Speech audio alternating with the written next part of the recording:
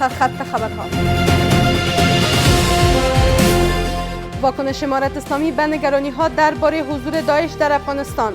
ذبیح الله مجاهد اعلام کرد که گروه داعش در افغانستان شکست خورده و دیگر تهدیدی نیست.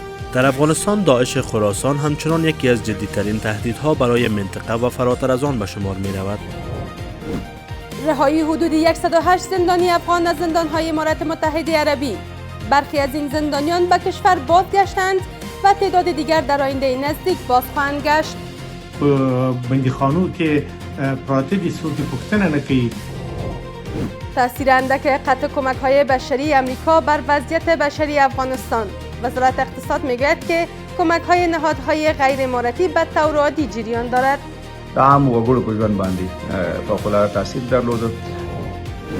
و تازه ترین حمله های اسرائیل بر غزه در سایه آتش بس.